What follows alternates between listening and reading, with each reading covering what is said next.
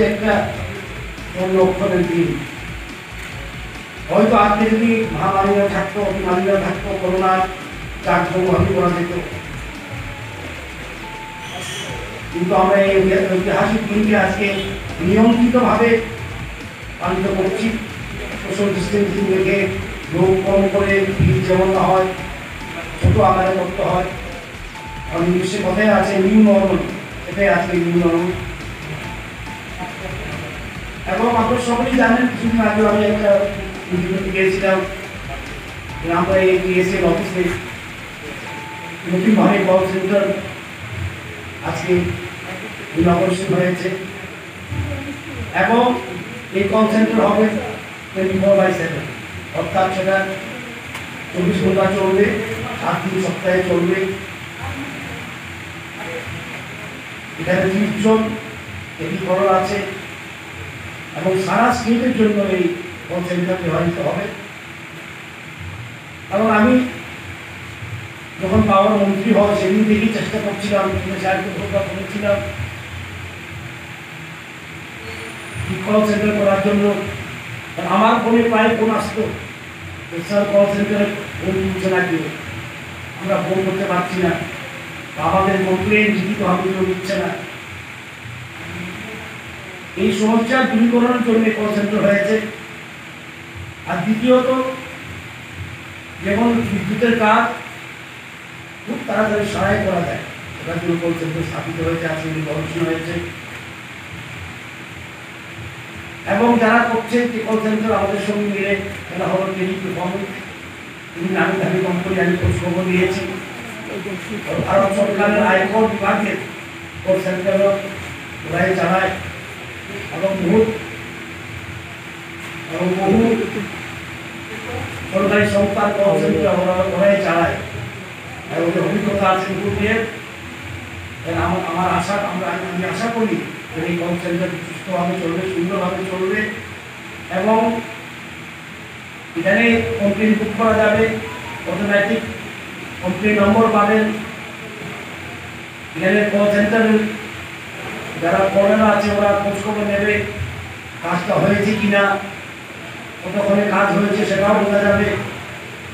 সুতরাং একটা data base তৈরি হবে, কোথায় থেকে কমপ্লেন বেশি আছে, কীভাবে কীরকম কমপ্লেন আছে, কতক্ষণে আমরা সহায় করতে পারি, সেটা সব ডাটাবেস থাকবে। এটা খুব দরকার, যেহেতু সংস্থার জন্য নিজের কাজকর্মী ডাটাবেস থাকাটা খুব দরকার। এবং আমাদের পারফরমেন্স, পিসিআরের পারফরমেন্স আমরা তখন সঠিকভাবে পরিমাপ করতে পারবো বা ইভ্যালুয়েট করতে পারবো। সুতরাং এই কল সেন্টার বা সার্ভিস সেন্টারের কাজ খুবই গুরুত্বপূর্ণ। আপনারা দেখেছেন নতুন গাড়ি, অনেক গাড়ি ভাড়া নিয়েছে ওরা,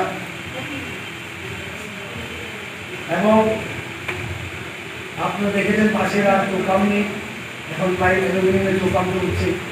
লাইনম্যানদের গ্লাভ দেওয়া হবে, সেফটি বেল্ট দেওয়া হবে, হেলমেট দেওয়া হবে, ইউনিফর্ম দেওয়া হবে। তো টিএসসিএল চেষ্টা করছে উন্নত মানের পরিষেবা দেওয়ার জন্য, আধুনিক উন্নত মানের পরিষেবা। এবং যেগুলো কোম্পানি, যেগুলো কর্পোরেশন জিততে থাকতে হলে এটাকে মোবিলাইজ করতে হয়, সেটা টেকনোলজি ইউজ করতে হয়, কারণ পরিষেবার মান উন্নত করতে হবে। পরিষেবার মান উন্নত করতে হবে। টিএসএলটাও চেষ্টা করছে বিদ্যুতের মান উন্নত করতে হবে। Quality service, quality electricity, quality generation,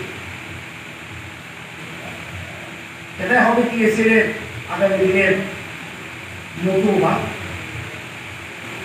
উদ্দেশ্য। এবং দেশে আমি দেখেছি অনেকবার রিপোর্টিং হয়েছে যে আমরা 5টা ডিভিশন বা সাব ডিভিশন, 5টা সাব ডিভিশন নাকি বেসরকারিকরণ করে দিয়েছি বা প্রাইভেটাইজ করে দিয়েছি। সেটা হয়তো বুঝতে ভুল হয়েছে। বেসরকারিকরণ বা প্রাইভেটাইজ করার কোনো প্রশ্নই ওঠে না। আমরা করেছি সেটা পিপিপি মোডে, ফ্র্যাঞ্চাইজি মোডে, এবং সেখানে পরিষেবা উন্নত মানের হয়। বিদ্যুতের কাজ যেমন তাড়াতাড়ি সারাই হয়, লাইনম্যানরা যেমন সঠিকভাবে কাজ করার সুযোগ পায়, ওদেরও তো সব সেফটি গিয়ার দেওয়া হয়, ওদের হাতে যেমন ঠিক মতো যন্ত্রপাতি থাকে। এই জন্য আমরা পিপিপি মোডে আজকে সাবডিভিশন আমি দিয়েছি দেখার জন্য উন্নত হয় কি হয় না। আশা করবো সেখানেও পরিষেবা উন্নত মানের হবে। এবং আমি আগেও বলছি, আবার বলছি, এই দিনটা আজকে ঐতিহাসিক দিন পিএসএলের জন্য। কিন্তু দুঃখের বিষয়, তোমরা থাকাতে জাঁকজমকভাবে করতে পারি না, কিন্তু আমরা বিশ্বাস করি জাঁকজমক থেকেও কাজটা করব, জাঁকজমক করার থেকেও কাজটা বড়। কাজই কথা বলবে, ভবিষ্যতে কাজই কথা বলবে।